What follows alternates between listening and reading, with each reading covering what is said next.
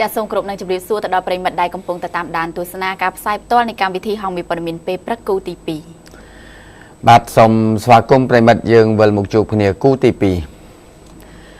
บาดกูตีปีจับปีมองผมใบนั่งเตาเฮยเลื่อนติ๊กอย่างนี้บ่าเรื่องราวได้เตาจำเรียบจูนตัวแทนในชนไงนี่บ่าให้เจเตาปตอเพียเรื่องบกสลับกรรมกรเอาแคทไฟเรียงประทายมันติดติดบ่าดำไปเอาชุบบ่าประทายจงกรอยบ่ามองลูกสุขะก็บานจำเรียบจูนเอาปอร์เมียนหลุมอัดจุ่มวิญแตงเนี่ยได้บานช่วยอันตรกุมให้หนึ่งธนัดดึกน้อมได้บานพอดอการเลือกตึกจัดเจียจุ่มนุยดอครูซาโรงครูในขนมพฤติกาลานกรงบกจมูกหนึ่งลานดักกรรมก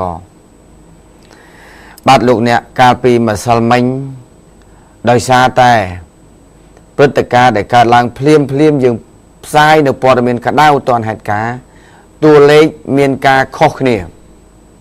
ลางจ่อบ่าปันตายสำหรับทั้งไงนี้ยังจำเรียบจูน้อยหลุมอัดกรมการเงียระบอบรัฐบาลเมียนธนาดักนอมคางกระทรวงการเงียเมียนคางกะกบาดกระหอมกัมพูชีเมียนเตียงไอญาโทนั่งสลาแคดสไฟเรียงบ่ารวมจมูกนั่งเหมือนไตรดิชกาแต่ไตติดได้บานยกจัดตุกดะช่วยสำหรับบรรทุกบรรทอยในรุ่มเล็กตุกบรรทุกใบจุ่มนุยจังนี้เวียเหมือนบานสมาร์นั่งchỉ vứt oi mà nuôi làng vinh cả đôi bàn tay coi chỉ cả chui cắt bàn thoi nâu túc lùm bát nó không cô xa để bàn bắt bong vào đây propon cồn nó không ở bắt về hết cô thằng chỉ lại cho môi nơi tam phơi chết lại mùi chăng này cô xa nè slap môi chăng này rất tập te và phết chăng khi lùm bát nè bàn tay hết ấy cò hay bay chia tiêu ở đa mình chui nêu tại slap đầu tiên nè chẳng nòng niêmไปchia bờ đọt nòng niêm krom cua sa để chỉ nhẹ rong cua ở côn chấm bột thạch đằng nòm để bàn chui rồi lấy tục chẳng đi bàn tay bộ quạt nêu tay tụt tu và tụ bay sạch nhiệt rồi bọc quạt bàn slap cả hai cả đói bàn tay xôm oi ca ăn ở quạt chế bắpจะได้จอในขนมประเทศกัมพูชีเราได้ปรับเปลี่ยนตัวดอดตั้งใจบำพดให้ดักตัวตอนจมปูเนี่ยได้บางบอมมันกรุบฉบับ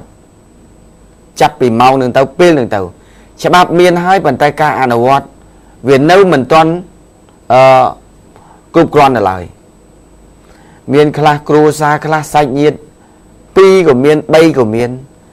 ปีคลามาพุ่มไม่กรอยแต่หึงบาบกเนี่ยบานี่ลูกเนี่ยคือกรมการเงินระบบรัฐบาลได้ตามเตี้ยบาโดยเอาไว้เด็กชมบานเลือกดามขันดามทามเวียเหมือนแมนยกชีวิตมอกซองวิงตีชีวิตในบานสลับต่อหายื้อมันอาจได้ติ้งจุ่มนัวหมดดักบานตีปันแต่ถือไม่เบอร์บานจะสลับต่อหาเนี่ยđể nêuรู้มีไอ้ข้าวไปช่วยขึ้นเนี่ยกัดบรรทอยการหลุมบาไอ้แล้วลือทาครูซาเนี่ยสลับแต่บานสลับเต้าทางกระทรวงการเงินหนึ่งช่วยตรตรงในประสำหรับอุปธรรมในขนมกรมครูซาโดยขนมมือคายขึ้นตามตำไลประคายได้กรรมกรตัวบานbà chẳng mong tìm mối lục bàn chìm riệp chun khá hơi lục bạch hơi trong còn tại lực kháng đám bạch thêm tiết bố tìm mối đại ca sầm nông pô rồi bò bởi chia bồ rọt bỏ dương tha dương mình men sầm nao kích tên lư lan krong bạc bò tam phao chiết lịch mùi tì cứ dương kích lan krong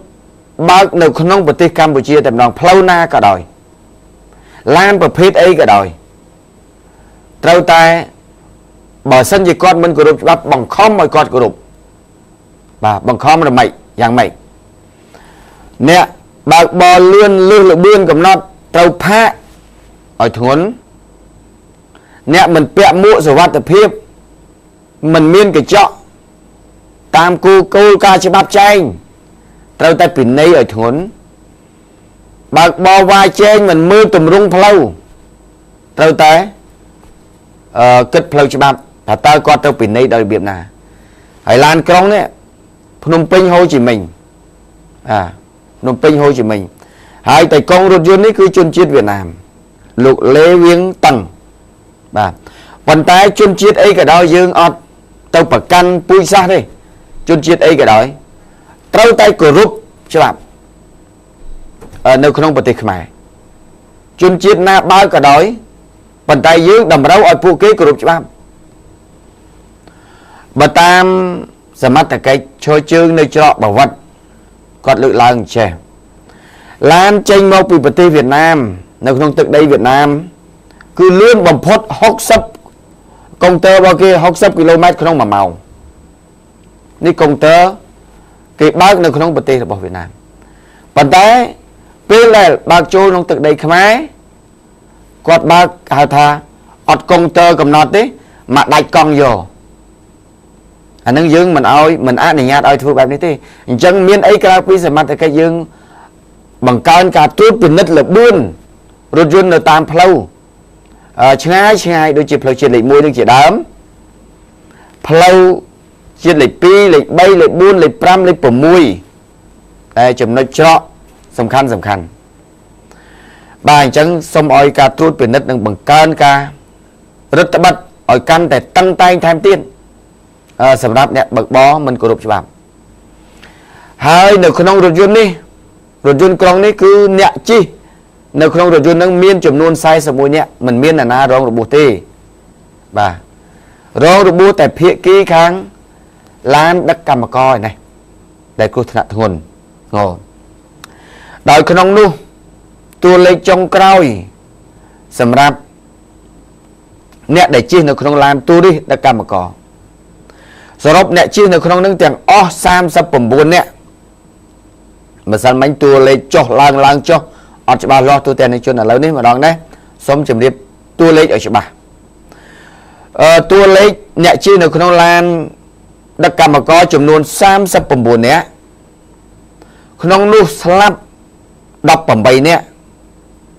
រងរបួសទាំងធ្ងន់ទាំងស្រាល21នាក់បាទ21នាក់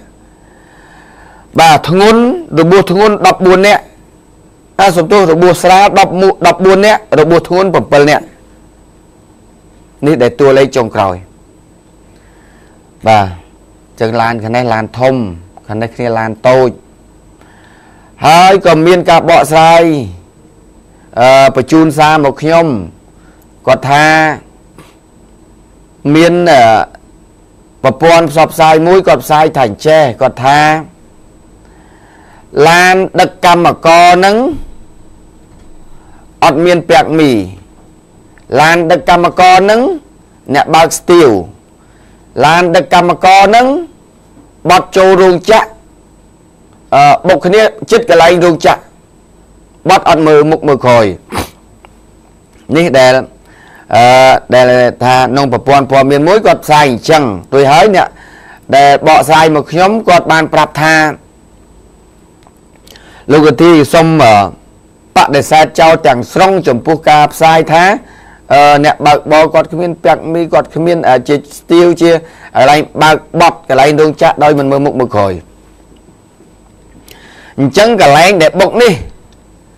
វានៅឆ្ងាយពីកន្លែងរោងចក្រប្រមាណជាជិត10គីឡូទៀតបានដល់រោងចក្របានដល់រោងចក្រអញ្ចឹងយើងចង់និយាយឲ្យវាច្បាស់ហើយនឹងពិតឲ្យយុត្តិធម៌ទាំងសងខាងបើវាធម្មតាទេគ្រោះថ្នាក់ចរាចរណ៍គ្មានអ្នកណាចង់ឲ្យបុកទេគ្មានជាចេតនាសម្រាប់ទៅបុកគេទេបាទខាងឡានក្រុងនឹងក៏ដោយឡានខាងដឹកកម្មករក៏ដោយឥឡូវធ្វើម៉េចគ្នាបានជាស្លាប់ទៅហើយ ប៉ុន្តែព្រឹត្តិការណ៍នោះសាកសីដែលនៅកន្លែងកើតហេតុច្បាស់ណាស់ថាឡានក្រុងនេះបានវ៉ារថយន្តមួយដែលបើកស្របទិសគ្នាមកទីក្រុងភ្នំពេញការបើកវ៉ានេះហើយក្នុងលបឿនលឿននេះហើយដែលធ្វើឲ្យជ្រុលចង្កូតទៅបុកពេញទំហឹងជាមួយនឹងឡានទូរីដឹកកម្មករនឹងឯងនេះដែលសាកសីគាត់និយាយថាពិតគឺច្បាស់អញ្ចឹងយើងអត់មាននិយាយចង់សំដៅសម្រាទោសនរណាទេសុំនិយាយឲ្យចំលក្ខណៈកដាលបានហើយយើងអត់មាននិយាយប្រកាន់ពូជសាសន៍ថាអ្នកបើកជនជាតិនេះអ្នកបើកជនជាតិនោះទេប៉ុន្តែសំខាន់អ្នកឯងត្រូវគោរពច្បាប់ចរាចរណ៍មិនមែនច្បាប់នៅក្នុងប្រទេសអ្នកឯងគោរពមកច្បាប់ក្នុងប្រទេសគេអ្នកមិនគោរពទេបាទទោះបីខ្មែរយើងទៅប្រទេសគេគឺប្រតិបត្តិគោរពច្បាប់គេណាបូរណភាពទឹកដីគេណាបាទនេះដែលយើងសុំឲ្យតែប៉ុណ្្នឹងឯងបាទអញ្ចឹងកុំថាឡើយជនបរទេសជនជាតិខ្មែរខ្លួនឯងក៏ត្រូវតែអនុវត្តច្បាប់នៅពេលដែលខ្លួនប្រព្រឹត្តខុសដែរបាទអញ្ចឹងច្បាប់ទោសទណ្ឌគាត់កាត់ទោសយ៉ាងម៉េចអានឹងលើតុលាការក្រុមហ៊ុនធានារ៉ាប់រងទៅសងទៅបង់យ៉ាងម៉េចអានឹងទៅលើច្បាប់ជាការជាអ្នកសម្រេចបាទប៉ុន្តែនៅក្នុងនេះយើងឃើញថាសម្រាប់ជំនួយដែលរាជរដ្ឋាភិបាលជួយតាមរយៈកាកបាទក្រហមកម្ពុជាដែលមានសម្ដេចគតបណ្ឌិតប៊ុននីហ៊ុនសែនលោកបានបញ្ជូននៅក្រមការងារទៅដល់លំនៅឋានអ្នករងរបួសលំនៅឋានអ្នកដែលស្លាប់បាទហើយថវិកានោះយើងឃើញមានច្រើនមែនទែនបាទមានច្រើនប៉ុន្តែយ៉ាងណាក៏ដោយការជួយវាគ្រាន់តែជាការលើកទឹកចិត្តមួយដើម្បីកុំឲ្យក្រុមគ្រួសាររងគ្រោះកាត់ទុកខ្លាំងដោយកូនប្អូនប្តីប្រពន្ធបានស្លាប់នោះទេអញ្ចឹងនៅក្នុងនេះយើងឃើញតួលេខសម្រាប់ការជួយនោះគឺមានកាកបាទក្រហមកម្ពុជាមានក្រសួងការងារមានរដ្ឋសភាបាទនិងមានព្រឹទ្ធសភាមានតំណាងរាស្ត្រមានអង្គការមួយចំនួនមានឯកឧត្តមមួយចំនួនគាត់ជួយរំលែកទុកទាំងអស់នេះបាទទាំងអ្នកស្លាប់ទាំងអ្នករបួសបាទអញ្ចឹងថវិកាខ្ញុំមិនបាច់ប្រកាសទេដោយសារម៉ោងទី1បានប្រកាសរួចជាសាច់ទៅហើយក្នុងនោះលោកជំទាវឧបនាយករដ្ឋមន្ត្រីម៉ែនសំអនលោកដែលជាតំណាងរាស្ត្រនៅខេត្តស្វាយរៀងនោះជាអ្នកចាត់ចែងយកជំនួយតាមរយៈសពរស់ជនក្តីតាមរយៈថ្នាក់ដឹកនាំក្តីដើម្បីឲ្យដល់ដៃអ្នករងគ្រោះពិតប្រាកដបាទកុំឲ្យគ្នាស្លាប់ទៅហើយជំនួយដែលជួយសម្រាប់ទ្រទ្រង់គ្រួសារអ្នករងគ្រោះបែរជាដល់ទៅ10ដល់5បាទគេហៅថាកុំឲ្យជំនួយនេះគេឲ្យពីឲ្យទៅហើយបែរជាវាធ្លាក់តាមផ្លូវកុំឲ្យគ្នារងគ្រោះហើយបែរជាមានអ្នកឆ្លៀតឱកាសចឹងទៀតបាទមិនមានទេប៉ុន្តែគាត់ថានេះគាត់ថានិយាយគិតទុកជាមុនកុំឲ្យវាមានអញ្ចឹងកើតឡើងបាទមើលទុកសោកយ៉ាងម៉េចកូនដែលបានស្លាប់ទៅបាទទោះបីប្រាប់ខំថាមិនបាច់យំទេអ្នកមីងអើយបាទទុកវាមិនបានទេកូនយើងកូនគេបងយើងបាទប្តីគេប្តីយើងប្រពន្ធគេប្រពន្ធយើងគឺទុកទឹកភ្នែកវាមិនបានទេទោះបីលុយប្រមាណជំនួយប្រមាណក៏ដោយប៉ុន្តែការអាណិតអាសូរអនុស្សាវរីយ៍ដែលធ្លាប់តែរស់នៅជាមួយគ្នាល្អោកល្អឿនបាទប៉ុន្តែទីបំផុតឥឡូវនេះបានលាចាកលោកនេះទៅហើយដោយគ្មានថ្ងៃវិលត្រឡប់វិញឡើយបាទអញ្ចឹងទេចុងក្រោយនេះគ្មានអីក្រៅពីទៀមទាហើយទៀមទាទៀតធ្វើយ៉ាងណាអាជ្ញាធរពាក់ព័ន្ធក្រសួងសាធារណការត្រូវតែទី1ដាក់ស្លាកសញ្ញាសម្គាល់ ស្លាកសញ្ញាចរាចរណ៍បាទកំណត់គីឡូម៉ែត្របើកគីឡូម៉ែត្រក្នុងប្រមាណគីឡូម៉ែត្រក្នុង1ម៉ោងឲ្យច្បាស់ហើយក៏ត្រូវតែដាក់កងសមត្ថកិច្ចដើម្បីត្រួតពិនិត្យនិងបន្ថែមប៉ុន្តែវាច្រើនតែចេះច្រើនតែថាទៅត្រួតពិនិត្យឡានបើកលឿនលបឿនចេះតែឆ្លៀតឱកាសដាក់ control នឹងទៅច្រើនអញ្ចឹងបានចេះតែធ្វើឲ្យមានបញ្ហាឥឡូវដាក់ឲ្យច្បាស់ដឹងថាត្រួតពិនិត្យលបឿនឡានត្រួតពិនិត្យឲ្យច្បាស់កុំឲ្យឆ្លៀត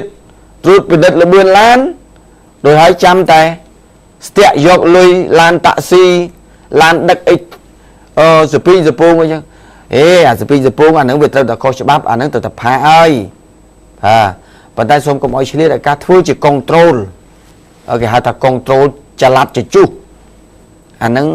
វាកាន់តែធ្វើឲ្យប្រទេសរបស់យើងវាប្រឈមនៅអំពើពុករលួយមួយដែលកំពុងតែអង្គភាពប្រឆាំងអំពើពុករលួយកំពុងតែបំបត្តិបាទជាយាមបំបត្តិអញ្ចឹងចាប់ពីម៉ោងនេះទៅពេលនេះទៅបងប្អូនប្រជាពលរដ្ឋរបស់យើងទាំងអស់រួមគ្នាគោរពច្បាប់ហើយប្រឆាំងជាមួយនឹងអ្នកមិនគោរពច្បាប់អ្នកជិះបច្រាស់គេអ្នកជិះទាំងទៅតឹងទឹះគេប្រាប់ថាឲ្យត្រូវហើយបែកជិះទៅឆ្លោះជាមួយគេទៀតរួមគ្នាដើម្បីទប់ទល់ជាមួយនឹងអ្នកល្មើសទាំងអស់នេះបាទដូចថ្ងៃមុនអីផ្លូវ271មុខវត្តសំកសលមិនបន្តិចមួយនោះមិនបើកម៉ូតូបច្រាស់ទឹះគេមកខាងឆ្វេងស្ដីគេទៀតបាទស្ដីគេមិនតាមនោះម៉ាត់មួយដៃខ្ពកបាទតបមកទៀតជាបុរដ្ឋរួមគ្នាបៃទៀតណែអញ្ចឹងអានឹងមិនគោរពច្បាប់ធ្វើឲ្យគេអ្នកគោរពគ្រោះថ្នាក់ដោយសារអ្នកឯងបាទអ្នកខ្លះខំគោរពចង់ងាប់ប៉ុន្តែអាអ្នកមិនគោរពមកបុកយើងទៅមកចាអានឹងតែរួមគ្នាកម្ចាត់អ្នកដែលមិនគោរពច្បាប់ហើយបាទអញ្ចឹងជាថ្មីម្ដងទៀតយើងអត់មានប្រកាន់ឬអើងពូជសាសន៍ថាអ្នកណាតកង់ជនបរទេសណាខ្មែរឬបរទេសទេប៉ុន្តែសំខាន់ឲ្យអ្នកនោះបើកបរគោរពច្បាប់ដែរឬទេបាទហើយបើសិនជាគេបើកបរមិនគោរពច្បាប់ហើយគេបំពានច្បាប់ហើយគេធ្វើឲ្យគ្រោះថ្នាក់មនុស្សជាច្រើនអញ្ចឹងត្រូវតែដាច់ខាតកុំបពពួកនិយមក្នុងការកាត់ក្តីផ្ដន់ទាទោសទៅបាទកុំឲ្យសម្រាលដាក់ឲ្យទោសធ្ងន់ធ្ងរទៅអាហ្នឹងមានតែប៉ុណ្ណឹងបាទសូមបងប្អូនយើងយល់អំពីខុសហើយនឹងត្រូវតែប៉ុណ្ណឹងទៅបានហើយបាទអរគុណទស្សនិកជននេះខ្ញុំចង់ជម្រាបជូនបន្ថែមជំវិញនឹងរឿងរ៉ាវគ្រោះថ្នាក់រវាងរថយន្តក្រុង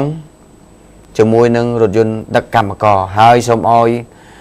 តកង់ឡានទាំងអស់ដែលដឹកកម្មករកម្មការិនីទៅរោងចក្រនៅផ្លូវជាតិលេខ4ផ្លូវជាតិលេខ1ផ្លូវជាតិលេខ6បាទផ្លូវជាតិលេខ5ព្រលឹមឡើងណែនល្ងាចឡើងណែនសូមឲ្យបើកបរឲ្យមានការប្រុងប្រយ័ត្នកុំបើកប្រហើនកុំបើករបៀបជ្រែកុំបើកនិយាយថាពឹងអួតស្រីស្អាតពួកពេលខ្លះតកង់ឡានហ៊ីយ៉ាន់ដៃខ្លះនៅផ្លូវជាតិលេខ4ខ្ញុំទៅពេលនោះចុងសប្តាហ៍ស្រាប់តែកម្មករឈរជ្រោងឲ្យពេញរោងចក្រចាហើយទៅបោកជ្រែចឹងទៅប៉ោងចឹងទៅកម្មករនៅខាងគោស្រែកអូបាទគាត់ជ្រែណែបើសិនជាការតាមដានដល់ថ្នាក់នេះទៀតក៏កាន់តែល្អដែរមើលអ្នកបើកបរដឹកកម្មកររោងចក្របើសិនជាតកង់នឹងបើកប្រហើនអញ្ចឹងត្រូវចាប់គាត់មកពិន័យមកពមៀនគាត់កុំឲ្យគាត់ធ្វើអញ្ចឹងព្រោះជីវិតមនុស្សនៅក្នុងឡានណារាប់សិបនាក់ណាផ្ញើលឿនអ្នកតែម្នាក់គត់តែបើសិនជាអ្នកធ្វើបែបនេះអ្នកច្បាស់ជាមើលងាយជីវិតគេហើយអ្នកនឹងប៉ុនប៉ងសម្លាប់គេដោយចេតនាហើយនេះហើយយើងសូមជូនសារនេះសម្រាប់បងក្តីពូក្តីប្អូនក្តីដែលជាអ្នកបើកបរដឹកស៊ីឈ្នួលដឹកដាក់ខែកម្មការនេះដងចាក់បាទហើយកម្មការនេះចឹងទៀតសោថាបើសិនជាឃើញលោកប៉ូលីសខាងសមត្ថកិច្ចគាត់អត់បានជ្រាបឃើញតកង់ណាដែលដឹកខ្លួនជិះហើយថាបើកប្រហើនកោកាច់ជួយខ្សឹបប្រាប់ប៉ូលីសថានេះបើកអត់កើតទេបងអើយប្រហើនណាលឿនណាជួយខ្សឹបប្រាប់ចឹងមកដើម្បីគេទៅពមៀនបាទហ្នឹងយើងរួមគ្នាអញ្ចឹងបាទ đầm bay cắt vận thoi cá cua thna nấu không bát tê là bao giờ bạn ở cun lâu tí dương bát to tàu rương được về nhé nè bàn tay còn là tàu mà rương cho cầm oi bà tỏi chơi cứ khó luôn chôn pra pra năng trái trái kêu nhiên được nông tẹt sầm nạ ở đà ra hình hình con đi ở vốt hà đi thì phnom penh cứ chạy trả ở phnom penh cứសហការជាមួយនឹងអាវុធហត្ថខេត្តកណ្ដាលដែលមានការសម្របសម្រួលពីព្រះរាជអាជ្ញារងអមសាលាដំបងរាជធានីភ្នំពេញគឺបានចុះទៅឆែកផ្ទះសំណាក់តារាហេងហេងខកខ្លួនជនសង្ស័យប្រើប្រាស់និងចាយចាយគ្រឿងញៀនបានចំនួន4នាក់ប្រុស2នាក់និងស្រី2នាក់ម៉ោង 11:20 នាទីយប់ថ្ងៃទី19 ខែឧសភាស្ថិតនៅផ្លូវ288សង្កាត់បឹងកេងកងទី2ខណ្ឌចំការមុនតាមការបង្ហើបពីអាវុធហត្ថខេត្តកណ្ដាលគឺបានឲ្យដឹងថាមុនដំបូងគឺបានខកខ្លួនជនសង្ស័យប្រើប្រាស់និងចាយចាយភេទប្រុសគឺបានម្នាក់នៅក្នុងខេត្តកណ្ដាលទៅធ្វើការសាកសួរស្រាវជ្រាវបាននាំជនសង្ស័យខាងលើគឺមកចុះបង្ក្រាបមុខសញ្ញាដែលជាបពួកដែលកំពុងតែស្នាក់នៅក្នុងផ្ទះសំណាក់តារាហេងហេងដោយធ្វើការឆែកឆេរចំនួន3បន្ទប់មានបន្ទប់លេខ1លេខ2និងលេខ3ខត់ខ្លួនបាន4នាក់ទៀតគឺស្រី2នាក់និងប្រុស2នាក់ព្រមទាំងដកហូតបានថ្នាំញៀនចំនួន6កញ្ចប់កញ្ចប់តូចនឹងគឺ3កញ្ចប់កញ្ចប់ធំនឹង3កញ្ចប់ហើយម៉ូតូ3គ្រឿងម៉ាក Honda Dream ពណ៌ខ្មៅចំនួន2គ្រឿងនិងម៉ាក Wave 1គ្រឿងនិងឧបករណ៍ជក់មួយចំនួនទៀតហើយជនសង្ស័យនិងវត្ថុតាងដែលដកហូតបានគឺត្រូវបាន PM ខេត្តកណ្ដាលយកទៅមន្ទីរប្រឆាំងគ្រឿងញៀនខេត្តកណ្ដាលដើម្បីសួរនាំចាត់ការទៅតាមនីតិវិធីបាទទូទាំងនៃជនជុំវិញនឹងបញ្ហាគ្រឿងញៀនក៏ជាបញ្ហាប្រឈមមួយសម្រាប់ប្រទេសរបស់យើងដែរហើយដើម្បីជៀសវាងកុំឲ្យម្ចាស់ផ្ទះសំណាក់ម្ចាស់អូតែលគាត់ប្រឈមជាមួយនឹងការប្រើប្រាស់គ្រឿងញៀនការជួញដូរគ្រឿងញៀននៅក្នុងអូតែលនិងផ្ទះសំណាក់របស់ខ្លួនសូមឲ្យម្ចាស់ផ្ទះសំណាក់និងអូតែលទាំងអស់ត្រូវតែពិនិត្យចំពោះភ្ញៀវយើងពិនិត្យរបៀបយ៉ាងម៉េចពិនិត្យអញ្ចេះដើម្បីកុំឲ្យបាត់បង់ភ្ញៀវហើយនឹងប្រយោជន៍សម្រាប់បងប្អូនជាអ្នកម្ចាស់ផ្ទះសំណាក់និងអូតែលគាត់រកស៊ី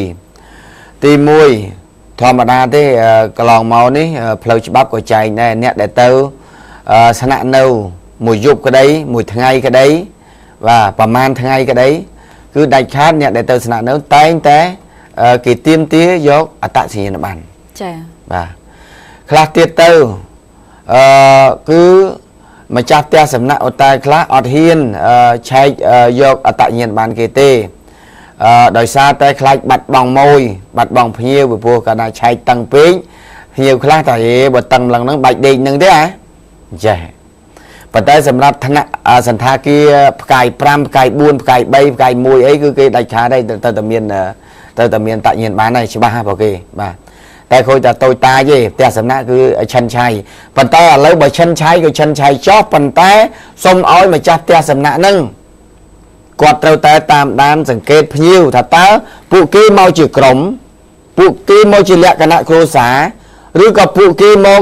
ក្នុងនាមជាសេណារីយ៉ូដោយរបៀបណាសង្ស័យដោយឬទេបើសង្ស័យសូមជួយខ្សឹបប្រាប់ទៅសមត្ថកិច្ចទៅឬក៏ពេលដែលចាប់ផ្ដើមយើងមិនអាចទៅគោះទ្វារគេគ្នាកំពុងតែស្នាក់នៅឬព្រោះកុំឲ្យប៉ះពាល់សិទ្ធិគេអញ្ចឹងគាត់ថាចាំសង្កេតពេលដែលគាត់ចាប់ដើមចេញមកហើយយើងសង្កេតថាសង្ស័យមានអ្វីដូចថារៀងដូចសង្ស័យប្រាប់សមត្ថកិច្ចមកអញ្ចឹងពេលដែលគាត់ចាប់ដើមចេញបងបាទសូមទោសសូមទៅត្រួតពិនិត្យបន្ទប់សិនណាទៅត្រួតពិនិត្យបន្ទប់សិនសូមអញ្ជើញចាំតិចសិនអញ្ចឹងណាយើងត្រួតពិនិត្យបន្ទប់ទៅបើសិនតែឃើញអញ្ចឹងហើយអាហ្នឹងសមត្ថកិច្ចនៅចិត្តក្នុងស្រាប់ឲ្យគាត់អនុវត្តទៅបាទនេះដើម្បីយើងកុំឲ្យខូចថាខូចប៉ះពាល់ភ្ញៀវដែលគាត់មកស្នាក់នៅពេលថ្ងៃក្រោយបាទយើងធ្វើអញ្ចឹងវិញទៅទី1យើងការពារកុំឲ្យយើងប្រឈមផ្លូវច្បាប់ផងហើយទី2យើងជួយសង្គមរបស់យើងផងដើម្បីលុបបំបាត់ការប្រើប្រាស់អសកម្មណាមួយនៅក្នុងសង្គមរបស់យើងបាទហើយនៅពេលនេះយើងឃើញហើយកងរាជអាវុធហត្ថគាត់ឥឡូវនេះដូចជាសកម្មក្នុងការបង្ក្រាបបទល្មើសជួញដូរគ្រឿងញៀនបានបន្តណាហើយខាងនគរបាលក៏ដូចគ្នាដែរអញ្ចឹងសមត្ថកិច្ចក្នុងនាមឈ្មោះថាសមត្ថកិច្ចវាមានច្រើនស្ថានបាទសមត្ថកិច្ចប្រដាប់អាវុធផ្សេងមួយសមត្ថកិច្ចអាជ្ញាធរភូមិឃុំបាទមានសង្កាត់មានភូមិមានឃុំមានស្រុកបាទអញ្ចឹងឈ្មោះថាសមត្ថកិច្ចដល់យើងប្រើពាក្យឲ្យចប់កតុយសមត្ថកិច្ចប្រដាប់អាវុធចាណាអញ្ចឹងបានចូលទៅPM ចូលទៅប៉ូលីសចូលទៅកងទ័ព បាទអាហ្នឹងសមត្ថកិច្ចប្រដាប់អាវុធបាទអញ្ចឹងនេះទូទាំងជនហើយបងប្អូនយុវជនទាំងអស់ជៀសឲ្យឆ្ងាយពីគ្រឿងញៀនជៀសឲ្យឆ្ងាយពីគ្រឿងផ្ទុះបាទយើងកុំទៅចិត្តគ្រឿងផ្ទុះគ្រឿងផ្ទុះហ្នឹងក៏ប្រឈមនឹងផ្លូវច្បាប់ចាគ្រោះថ្នាក់ខ្លួនឯងចាបាទគ្រឿងញៀននេះគ្រោះថ្នាក់ខ្លួនយើងគ្រោះថ្នាក់គ្រួសារគ្រោះថ្នាក់សង្គមបាទសង្គមល្អតរហូតទេប៉ុន្តែមនុស្សជាច្រើនតែធ្វើអីអាក្រក់នៅក្នុងសង្គមដែលទៅធ្វើអាណាអាក្រក់អីមិនចឹងសង្គមបាទប៉ុន្តែខូចតែមនុស្សតែធ្វើឲ្យសង្គមខូចមុខមាត់ខូចគេឈ្មោះបាទអញ្ចឹងគ្រឿងញៀនឆ្ងាយជាតិផ្ទុះឆ្ងាយតែគ្រឿងសមុទ្រចូលចិត្តគ្រឿងក្នុងជ្រូកចូលចិត្តបាទទូតែនៅជនឥឡូវនេះដោយសារពេលវាដល់ម៉ោងសម្រាប់សុំពេលសម្រាប់បន្តិចសិនមកតិចទៀតវិលមកជួបគ្នាបន្ត